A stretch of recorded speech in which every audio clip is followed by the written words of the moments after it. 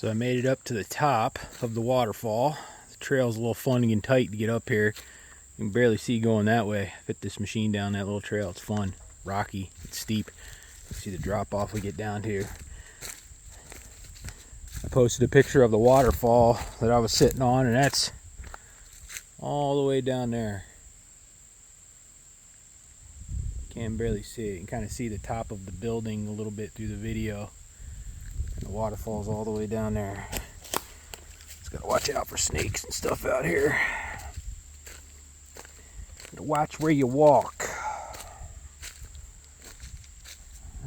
as they like to be hiding. But there used to be a trail, I guess, you could walk down, but you can see it all the way down there through the trees. That's where I was down. That's pretty freaking steep too.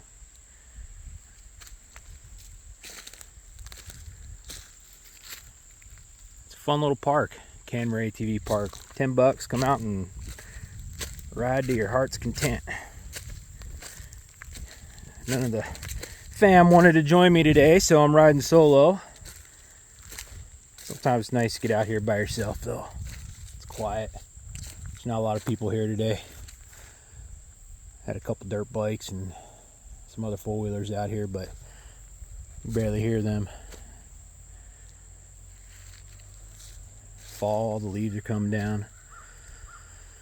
Man, it's good to be out here. If you're on the fence about getting one of these things, I highly recommend it. Just get away from freaking life for a while. Get out and ride. Like my trash bag says. Take it out and play with it.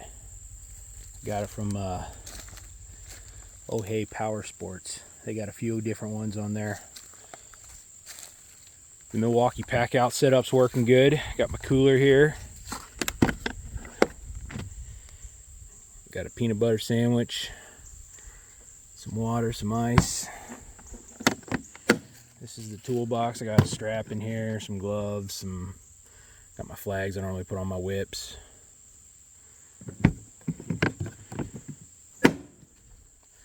I got the rack from Pro Steel. Bolts right in. I can stick another rack right here, or I could stick a big cooler back here if I wanted to. Thing's great.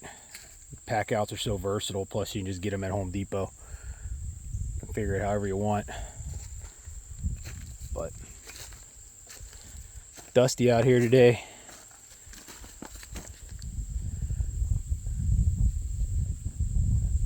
I've added the mirrors since I got it. I added the top box so I can put a tablet in there when I go to the bigger trails. Got my Dyno Jet tune on there, just running the stock tune on it, basically no modifications.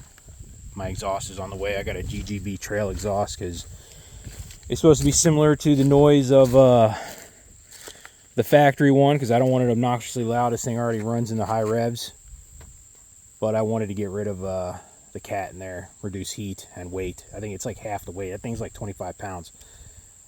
The other exhaust is 12. I mean, that's crazy. You always want to save weight on these things. I just put the bigger fender flares on there. So far working great. Nothing's been getting thrown up like the other day. I bought these ones from Kemimoto. Many companies make them, so they're all pretty much identical. I've just gotten stuff from Kemimoto, and they've had some good stuff for side by side, so I stuck with them. Put the R-Core tender springs on there.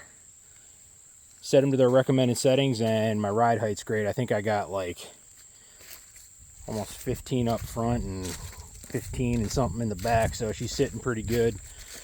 I'd have to measure it just to be sure, but I measured when I did it and rode around for a little bit, but she's sitting there pretty good. I've done a lot of the full access UTV products. I got the fuel rail on there. You can't see it, it's buried in there, but it's pretty easy to do. I ordered the Uni filter from them because I like an oiled filter in this dusty stuff. No reason not to. Run them on my bikes. I've done their brackets, their braces for down here to support your A-arms. highly recommend those. I've done the top shock bracket. I ran the harness for the OEM light. I'm going to order the light so I can bolt that in there, have a light on the front.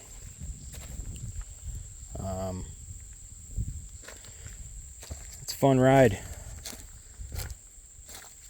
The KRXs aren't known to be the fastest thing, but this thing over on these trails is, you really can't beat them. This thing just two-wheel drive all these hills, man. Unless it gets to some slick rocks, I might put the four-wheel on, but this is two-wheel drive. I'll get all up in here. Just crawls right over everything. Sitting in low gear, just freaking chugging along, man. It's got the winch on the front. It comes with the Trail Edition. I put the little stop and the grab handle on there. The mesh netting wasn't for this machine. I originally had it going across the top bars. And I was like, oh, I can put it across this and it'll keep it closed off a little better. And that's what I did. I put it on there, and it's made for another machine, but it fits this one great. I measured it out and the dimensions were perfect. So, and it was less since I didn't get a specific one made for this machine. So, I forgot the name of the whips I put on there. They're 3-footers on springs. You can do all kinds of lights, and I got mounts on there for my flag, so it's pretty cool. Yeah, not doing anything too crazy to her, just kind of outfitting it, making it mine. Might go up to, I don't know if I want to go 35s. A lot of guys run 35s on this thing. Thought about just like some 33s, just go a little bigger, get a little more ground clearance, but you don't need it, man. I'm not going to climb Mount Everest in this thing. That's just not me. Maybe when I was younger, but not anymore. I just kind of go out and have a cruise and enjoy being out in the woods. I did put a Red Coast off-road clutch kit in there for the weights and extreme badass belt. Seems to be just fine. This clutch didn't have any wear on it. The guy that had this machine for me took care of it. He didn't ride it hard. I think he just put it around. I mean, there wasn't even any dirt like in the belly. So I don't think it was used very hard. So I did all the fluids when I got it. Hams oil. Everyone knows I run hams oil and everything, and hadn't had a damn problem with it. So highly recommend the hams oil products. Ran them in my skis, run them in my boats, my truck, everything. Motorcycles.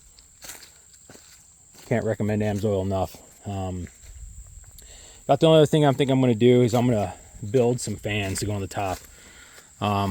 Guys that build them charge crazy money, but I can fabricate and literally make it with like the exact same parts for less than half of what they're charging. Luckily, I'm pretty capable of doing that stuff and wiring it all up. Yeah, the previous owner had put a whole system in here. Infinity head unit, some tweeters up front, some Rockford Fosgate door speakers, and then I got a sub enclosure in the back that's made for this that they put in here, and then the amp on the other side, still with plenty of space back there for storage if I need. I added the 5-point harnesses from Dragonfire. The custom mounts back here are awesome. They go in super easy. Great product so far. No complaints. I did the 5-pointers because it just be sitting there better. This came with a glass windshield, but like a couple of days before I went to go pick it up, they were doing road construction and the crew shot a rock out at the windshield. So I have the windshield, but it's broken. I'm going to get a replacement glass for it. But the guy I bought it from, since they reimbursed him, he sent me a windshield. He asked me which one I wanted, and I told him I wanted the scratch resistant Super ATV vented windshield because I like the field of view better than the glass framed one. The glass framed one, you got the steel on the side and it kind of closes off your view. This thing, you pretty much got your full view, and with the vents it's pretty nice. The other one was vented too with the windshield, but we'll see. I may get some glass for that and replace the glass and keep that in case I ever want to go hard doors for winter time if we ever live somewhere up north. I never know. even though it gets a little chilly here, but not too bad. This thing puts off enough heat inside that you'll be plenty warm in the winter time.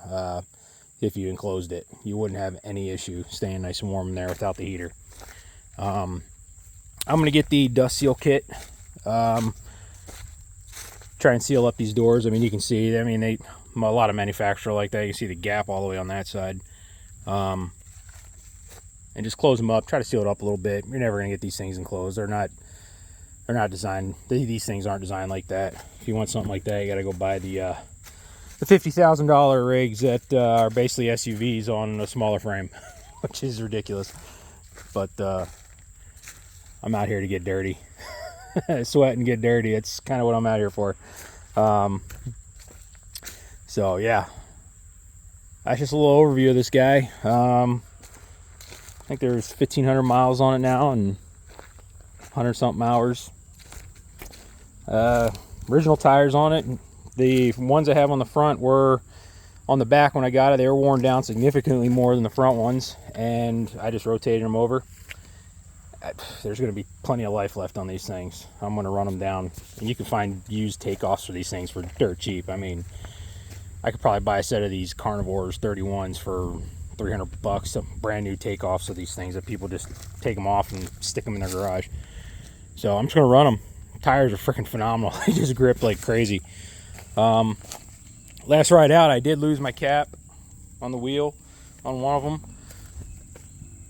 Common on these because they just snap in with plastic, so I said screw that.